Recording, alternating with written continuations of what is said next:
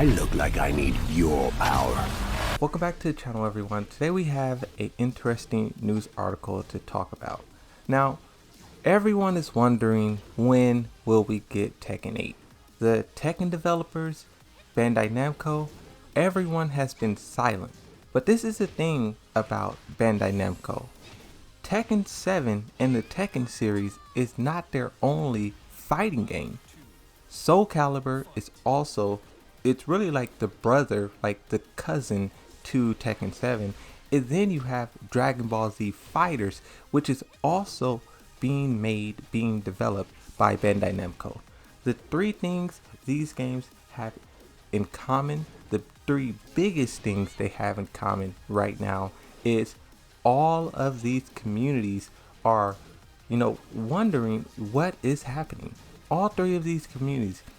Tekken 7, we understand season 5 is not coming. Even though I do memes and I make a video every month, memeing on the fact that season 5 will never come, but keep saying that it's coming. We understand season 5 isn't coming. Everyone wants to know where's Tekken 8. For Soul Calibur, I believe it's season 3 they're requesting. Everyone wants season 3. Dragon Ball Z Fighters, they're just like in the middle of a season. They got 2 characters. There's 3 more things that they need to get, and they haven't received any news from their developers as well. So I want to go through this news article. I want to read what it is this news article is talking about, because this is when you step back from Tekken and you realize that they have Soul Calibur, Dragon Ball Z, and Tekken. All of these games have gone silent. All of these games are waiting for more announcements, more content, something. You really start to see a big, I would say, kind of a issue in some ways. Tekken 8, not really, because I understand that they are, we'll get into that. Let's read the news article. It starts off, it says, Bandai Namco needs to tell players what the hell is going on with Dragon Ball Z Fighters. The same with Tekken 7 too. And you could also add the same with Soul Calibur 2. After a year of being left in limbo until it's suddenly not for the second or third time now. Now Bandai Namco needs to actually communicate what the hell they're planning for Dragon Ball Z before players and fans stop caring, walk away from being left in the dark for so long. This first paragraph summarizes everything about Tekken 7 as well. Even though they put Dragon Ball Z Fighters right there, the same for Tekken 7. There was so much hype and so much passion for this game, but you have a lot of the problems that still persist, and they just ghosted the community. The last thing that they said, the last concrete fact out of their mouth, the last thing they said was the 3rd dev diary they did for Lita. They said, please stay tuned. And that was it. That was literally all they said. And that was like a year ago. Poor messaging and surprise reveals out of nowhere used to essentially be the norm for fighting game developers just a handful of years ago.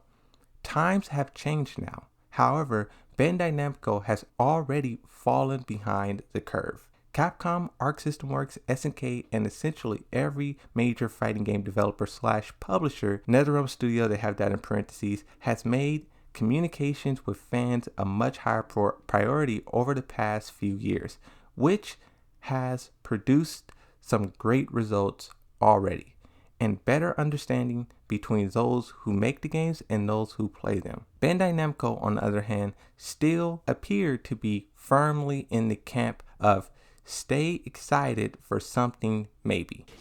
That's true. Like, they want us to be excited and they want us to be all happy for months, but not say anything. Like, that's the thing. Even making videos, I make videos every single day, sometimes more than one a day. It's very difficult to cover a video game that has gotten only like 3 50 kilobyte updates the whole year. It's very difficult to talk about something like that every single day and break it down without exhausting it. And that's why I've kind of grown tired of playing Tekken. See, people misunderstand it. I love Tekken 7.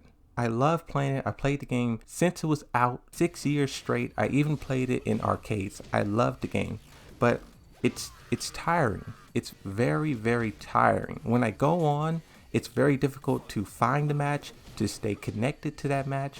There's cheaters. There's a whole bunch of problems, and it's gotten to the point where I was like, why am I even bothering with this game that's 6 years old? 6 years old, it has all these problems. I'm just gonna go play something else that works, that's fun, that has a new update. Smite, they just had their season 9. They added a new god. They changed a bunch of items. Like, that's exciting. I'm gonna go play that. I'm not gonna stick here. Yes, I'll keep talking about Tekken and hoping that they'll give us something to talk about. But in my free time, I'm not playing that other, whatever. And I kind of compare it to Grand Theft Auto. Grand Theft Auto, even though it's not a fighting game, they adopted this new model of talking to the community. They didn't say that they were working on GTA 6, but in their tweet, they pretty much said that. They said, we are working on the next Grand Theft Auto in the series. And that's all people needed. Everyone was like, yep, that's all we need to hear. Thank you. That's all they have to do. At some point in time, from when Lita came out till now, they should have said, no season 5, we're working on the next game in the franchise. That's all they had to say to, keep people happy, but they didn't. While this is nothing new for them, things began really bubbling up last March after the reveal of Super Saiyan 4 Gogeta when Dragon Ball Z's future was first left in the air. To their credit, Dragon Ball Z FightersZ producer, whoever that is, did confirm at the time that they would make battle adjustments that year as well, but nothing was mentioned of new characters or content coming outside of that. The quote is, we intend to make battle adjustments this year, so we hope that you will continue to enjoy and supporting Dragon Ball Z FightersZ. Radio silence would continue until December when Bandai Namco made a surprise announcement of Lab Coat Android 2021, which kind of left longtime fans scratching their hands.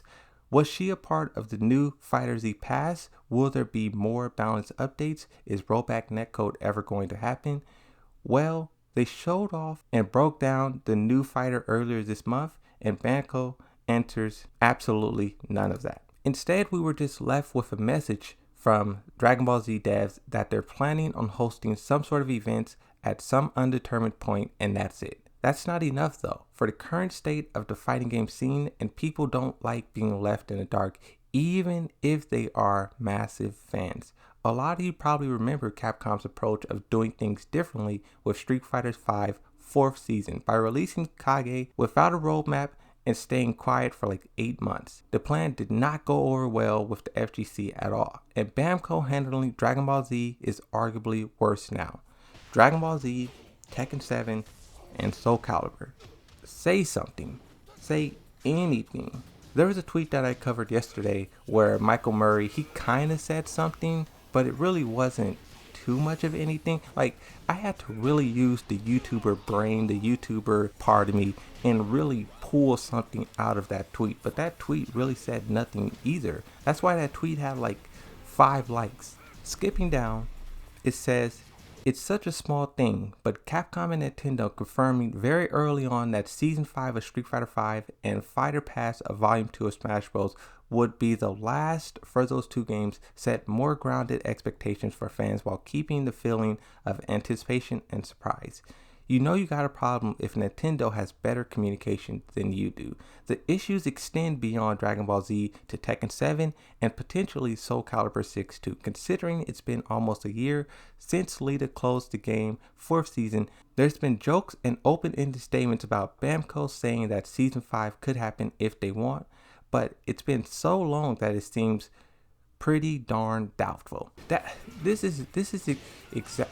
And the reason why I'm reading this news article, because a lot of you may think like, of course, this is obvious. This is obvious that everyone feels this way. But for Event Hub's news article to be saying this, you know there's a problem, because Event Hubs, they don't really throw shade at companies. That's not what these news articles, these news companies do. That they don't benefit off of shading Bandai Namco. It could potentially hurt them. So for them to be speaking up this way and saying that they need to get with the times, what is happening, it just shows how players are feeling, what players are feeling. If the game is done, tell your players. We saw NetherRealm Studios catch some similar heat with this last summer with Mortal Kombat 11 after they said next to nothing about the game for 6 months. There were rumors swirling around of a new combat pack and people visiting NRS for motion capture that kept fans eager and waiting for more. And then the rug got pulled out, leaving dedicated players understandably angry. Now, NRS, I kind of give them the benefit of the doubt because there was a lot of leaks and there was a lot of insider information going around where people were saying that the reason it got ended so early is because they started on the next game. A lot of people were wondering if it's Injustice 3. A lot of people were wondering Mortal Kombat 12. So even though they did ghost people and they did make people believe, or people just believed on their own that there was a season pass, their hand kind of was forced by their parent company, Warner Bros. They didn't intentionally do that. There was things going on behind the scenes and they were forced to. So I do give them the benefit of the doubt there, and still, at least they said something. If that was Bandai Namco, they would have never said that they weren't doing a new season pass. They would have just let people believe that Combat Pack 2 was coming for a whole year, is in nothing. That's what Tekken did. They literally led so many people to believe Season 5 is coming, and we still don't know what's happening. This article has some paragraphs in here comparing it to Capcom, to Arc System Works, Guilty Gear Strive. I'm not going to read this stuff. I will put it up on the screen if you guys want to pause and read the comparisons, but I'll skip down to the bottom. Even outside of the fighting game scene, developers across the industry are embracing more open communication with players who are spending more time and money on their titles because the world is even more connected now. And people will continue talking on Twitter, Reddit, Discord, and everywhere else, whether the developer/publisher is or not. And that's the thing. They don't say anything, but the discussion will continue. And if they're not a part of that, it will go whichever direction it goes. Negative, positive, hate, love, it will go wherever. And if they stay connected, it's a better chance of them controlling the narrative in a way. I know that's like a bad connotation, but controlling the narrative and keeping it positive. For example, Cyberpunk, the biggest disaster in recent history. Those developers have been talking non-stop, and they have been trying to keep it positive, keep the game alive.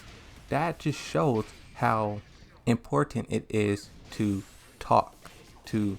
And that's the thing too. I always talk about them revealing Tekken 8 on a big stage, a big platform. These social media platforms have the biggest potential ever. Twitter, Reddit, YouTube, Twitch, these social media platforms are the biggest they ever been. So they could, the same way Grand Theft Auto announced that they were making Grand Theft Auto 6 on Twitter, Tekken 8 could do the exact same. Just like Mortal Kombat, Tekken could do the exact same. We do not need to know everything. There can still be plenty of surprises. Things have evolved though. People rightfully want to know at least what the general game plan is for whatever they're investing themselves into. Bandai Namco was arguably the strongest fighter maker of the past generation, but things need to change soon before more players pack up and leave to find a partner who knows how to effectively communicate what they're feeling. I can't say it better myself. Bandai Namco struck gold with Tekken 7. Soul Calibur 6, even though it wasn't that big of a hit in the FGC, it definitely revived the Soul Calibur franchise. Dragon Ball Z Fighters was good too. It was legendary too. A lot of people loved that game. if they want to continue that, they're going to have to get better at even beyond Tekken 8. Once Tekken 8 comes out, once we're all playing the game, they will still need to be communicating better. If there's cheaters, if there's pluggers, if there's hackers, if there's new announcements, if plans change. I use Project L as an example. Project L, we don't even know the real name of that game, yet they are like telling us what it's going to be, telling us what we should expect. They're trying to just stay communicated, even though it's very, very early in the process. Tekken 8, Harada, Michael Murray, Bandai Namco, they do none of that. But I don't know, that's it. I just want to talk about this because it's an important topic, and this news article, this video, all of the comments, all of the posts, hopefully Bandai Namco can see one of these things and realize that they need to communicate somehow. But that's it. Thanks for watching. See you next time. Bye bye.